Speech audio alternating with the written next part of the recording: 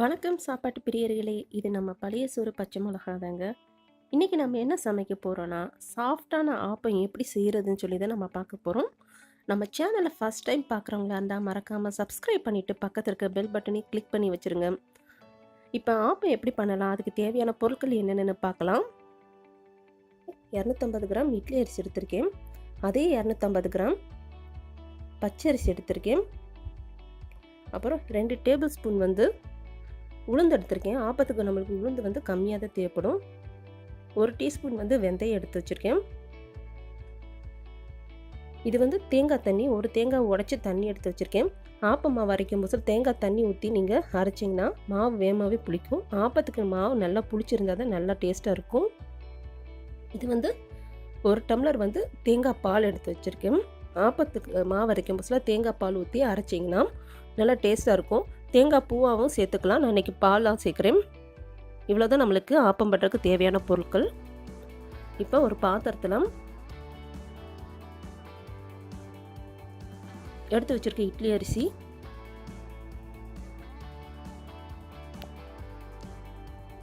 பச்சரிசி, உளுந்து, அப்புறம் வெந்தயம் எல்லாத்தையும் ஒன்றாவே சேர்த்து நம்ம ஊற வச்சிடலாம். இப்போ இது எல்லாத்தையும் நான் கழுவிட்டு வந்துடுறேன்.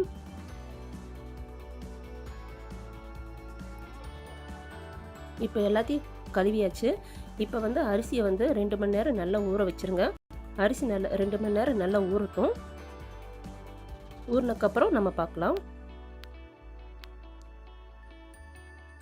அரிசி ஊற வச்சு 2 மணி நேரம் ஆயிடுச்சு பாருங்கள்.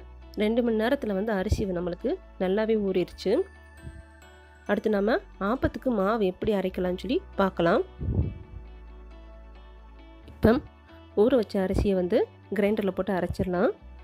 அரிசியை மிக்சியில் போட்டு அரைக்கிறதோட கிரைண்டரில் போட்டு அரைச்சோன்னா நல்லா சாஃப்டாக கிடைக்கும். இப்போ பாருங்கள், மாவு நம்ம நல்லா அரைச்சாச்சு. இந்த அளவுக்கு நல்லா நைஸாக அரைச்சிக்கோங்க.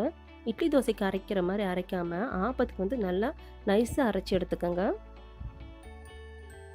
இப்போ மாவு நம்ம நல்லா அரைச்சாச்சு. அடுத்து மாவுக்கு தேவையான அளவு உப்பு நம்ம இதில் சேர்த்துலாம். அப்புறம் தேங்காய் தண்ணி எடுத்து வச்சுருக்கோம், அதையும் சேர்த்துடலாம்.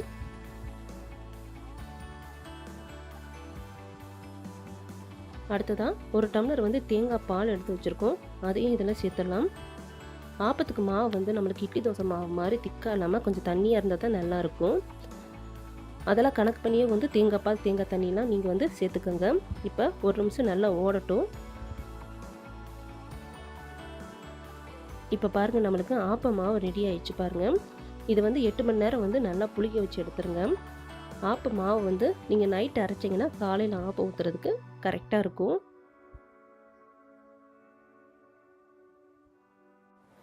இப்போ 8 மணி நேரம் ஆயிடுச்சு பாருங்கள்.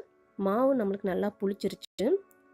மாவு இந்த அளவுக்கு தண்ணியாக கரைச்சி எடுத்துக்கோங்க. அப்போ தான் ஆப்பம் ஊற்றுறதுக்கு நம்மளுக்கு கரெக்டாக இருக்கும். மாவு நல்லா புளிச்சிருக்கணும் ஆப்பத்துக்கு. அப்போ தான் ஆப்பம் நம்மளுக்கு நல்லா டேஸ்ட்டாக கிடைக்கும். இப்போ ஆப்பம் எப்படி ஊற்றலாம்னு சொல்லிட்டு பார்க்கலாம். ஆப்பச்சட்டி நம்மளுக்கு நல்லா சூடாக இருக்குது. அதில் 2 கரண்டி மாவு எடுத்து ஊற்றிடலாம். மாவு ஊற்றிட்டு இந்த மாதிரி சுற்றி நல்லா சுற்றி விட்டுக்கோங்க. ஆப்பத்துக்கு நடுவில் நல்லா மெத்துணும். சுற்றியும் கொஞ்சம் மொறுன்னு இருந்தால் தான் நல்லா டேஸ்ட்டாக இருக்கும். இப்போ அடுப்பை ஸ்லோவில் வச்சுட்டு ஒரு மூடி போட்டு மூடி வச்சிடலாம்.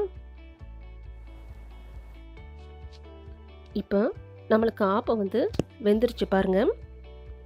இப்போ நம்ம இதை எடுத்துடலாம். இப்போ பாருங்கள், நம்மளுக்கு சூப்பரான ஆப்பம் ரெடி ஆயிடுச்சு பாருங்கள். நடுவுலலாம் எவ்வளோ சாஃப்டாக இருக்குன்னு பாருங்கள். இதே மாதிரி நீங்களும் உங்கள் வீட்டில் செஞ்சு பாருங்கள். செஞ்சு பார்த்துட்டு எப்படி இருந்துச்சுன்னு சொல்லி எங்ககிட்ட கருத்துக்களை தெரியப்படுத்துங்க. வீடியோஸ் பிடிச்சிருந்துச்சுன்னா மறக்காமல் ஒரு லைக் பண்ணிவிட்டு உங்கள் ஃப்ரெண்ட்ஸுக்கும் ஷேர் பண்ணிடுங்க.